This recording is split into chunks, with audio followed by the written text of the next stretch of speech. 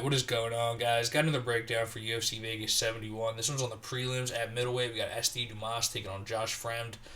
Dumas going to have a small reach advantage, about 2.5 inches, though Fremd is 2 inches taller.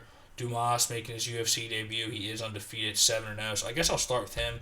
Been very active since turning pro in 2020. Was initially matched up with Abu Azaitar in this one, but now we got Josh Fremd stepping in.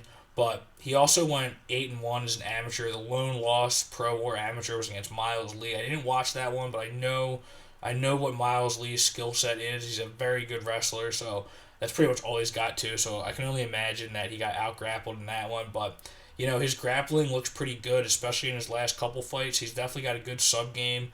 He's got good get ups, just a good active guard off of his back, and on the Contender series picked up the guillotine, as we can see, but. The other fight against Aaron Highbaugh, he had a really nice sweep, and then he ended up pushing the pace on the ground in that fight. Highbaugh has pretty good sub defense, but I think against lesser opponents, Dumas would have picked up the submission there, had his back taken for about a minute and a half at the end of the first round, and it was mostly all him pushing the pace on the ground, and when it was at range, he stung him in the first and third round. On the feet, this guy shows a lot of promise, has some really nice highlight reel knockouts. One was a head kick against DeWitt Dixon, I believe it was. You should definitely go watch that one. Really nice knockout. And there was another one against Mancius with the hook. Got him out of there in the first round. Another really nice knockout. This guy definitely has a lot of power. He moves well. And I guess the only thing I would say that we don't know about him is the level of competition. He hasn't fought any real killers yet, but that doesn't always matter. He's winning these fights in emphatic fashion. You see these guys 1-0, 1-0, 5-8. He's winning these fights in emphatic fashion early on in the fight. So that's what you want to see if you're doing that. And I do think that this guy is showing a lot of promise. That is the one thing I will say, though. We just don't really have a good measuring stick yet. And for Josh Fremd, I say he has the advantage there. That's definitely something he has going for him in this matchup. He is an LFA veteran, fought 4 or 5 times with LFA. The lone loss coming against Gregory Rodriguez. He was KO'd in that one. And he's gone 0-2 in the UFC, lost to Fluffy Hernandez in his debut, respectable opponent. And then against Tresean Gore, a lot of people were picking him. I just checked the Tapology votes on that one because I was curious. It was 81% for Fremd, and I would have agreed with that. I don't think I broke that one down when that one happened, but I definitely would have expected Frem to get the job done there. But it was kind of all Gore. Gore was pushing the pace. He took him down and controlled him on the ground in the first round. And then in the second round, Frem starts mounting a comeback. I'd say Frem does his best work when he's pressuring. He will work into the clinch. He mixes it up very well, but when he gets the pressure going, that's when he does his best work. But then Tresean Gore just snatched his neck up. Really nice guillotine choke for Tresean Gore to get the win there.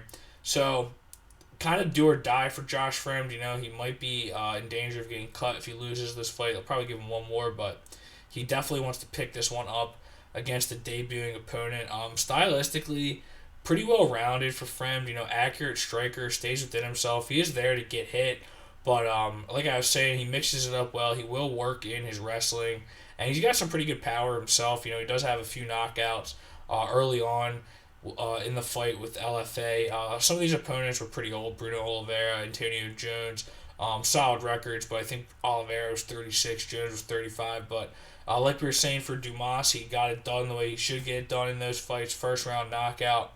And again, Fremd pretty well rounded. I just don't really see where he excels, but he's definitely going to have the experience advantage in this one.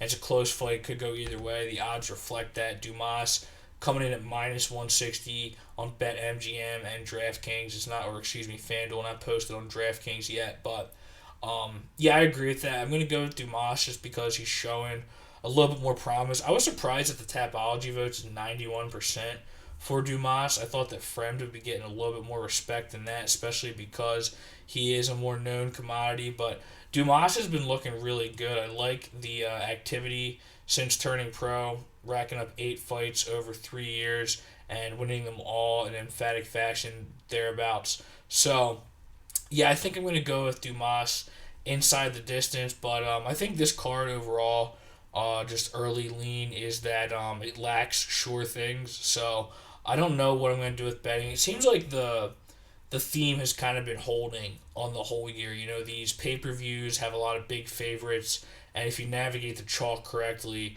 you can make some money. But on these fight night cards, it's been a little bit tougher matchups to predict, and I've been playing the prop game, just kind of mixing and matching with my bets. So I am liking Dumas early on, though. I'm thinking I'm going to make a bet on this one early, and I'll probably make a bet on inside the distance as well, because you can get it done either way. But a little bit closer than I think the Tapology votes would show, but I'm still going to go with Dumas. So thanks for watching, guys. Sure, subscribe, and take it easy.